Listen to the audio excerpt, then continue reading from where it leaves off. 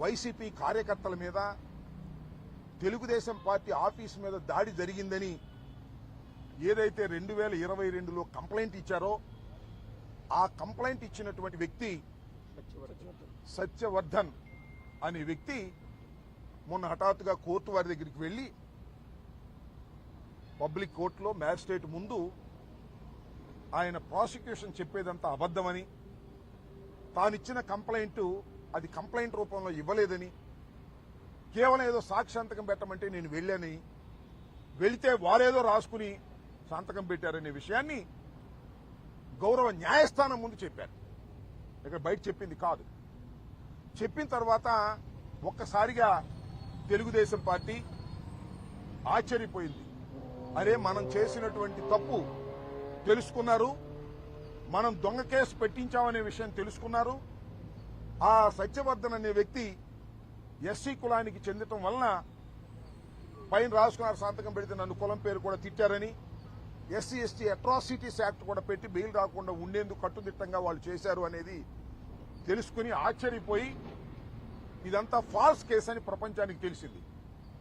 దానిలో తెలుగుదేశం వారు, లోకేష్ గారు, చంద్రబాబు నాయుడు గారు వీళ్ళందరూ కుట్ర చేసి ఈ సత్యవర్ధన్ తమ్ముడు అన్నో అరుణ్ అనే ఆయన్ని వాళ్ళు పట్టుకుని మా తమ్ముడి చేత బెదిరించి కిడ్నాప్ చేసి వంశీ వీళ్ళందరూ కూడా ఈ తప్పుడు స్టేట్మెంట్ మ్యాజిస్ట్రేట్ దగ్గర ఇప్పించారని ఒక కట్టు కథను అల్లి అది కేసు పెట్టి తెల్లారి అరెస్ట్ చేశారంట. ఇది విచిత్రమైన విషయం.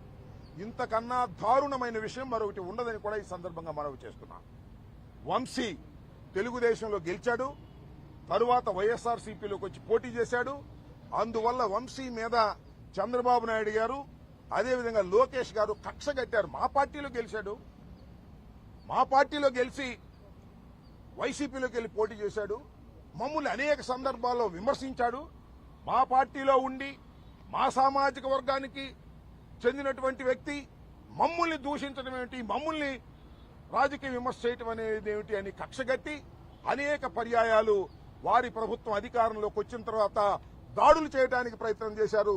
కొన్ని సందర్భాల్లో వంశీని ఎలిమినేట్ చేయాలని కూడా ప్రయత్నం చేసినటువంటి విషయాలు నేను మీకు ప్రత్యేకంగా చెప్పవలసిన అవసరం లేదు. ఎన్నోసార్లు అరెస్ట్ చేయాలని ప్రయత్నం చేసినా న్యాయస్థానానికి వెళ్లి వంశీ ప్రొటెక్షన్ తెచ్చుకోవడంతో ఇవాళ సడన్ గా నిన్న సాయంత్రమో మొన్న ఉదయమో కేసు రిజిస్టర్ చేసి ఆ కేసుని ఇంకా ఆన్లైన్ లో అప్లోడ్ కూడా చేయకోకుండా అరెస్ట్ చేసి తీసుకొచ్చి ఇవాళ కోర్టులో ప్రొడ్యూస్ చేయాలని అనుకున్నారు. రాత్రి లోపల కోర్టులో ప్రొడ్యూస్ చేస్తారు. చట్టం తన పని తాను చేసుకువెళ్తుంది. ఇది అన్యాయం. పోలీసు వారు తెలుగుదేశం పార్టీ వారితో కుమ్మక్కై వంశీని అరెస్ట్ చేశారనే విషయాన్ని డీజీపీ గారికి చెప్పే ప్రయత్నం చేస్తున్నాం.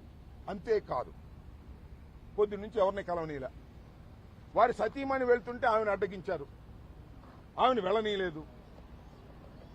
అడ్వకేట్స్ వెళ్లి కలవాలని ప్రయత్నం చేశారు, న్యాయ సహాయం ఇద్దామని. ఏంటి ఎఫ్ఐఆర్ ఏంటి, దాని కథ ఏంటి తెలుసుకుని కోర్టులో ఆర్గ్యూ చేద్దామని.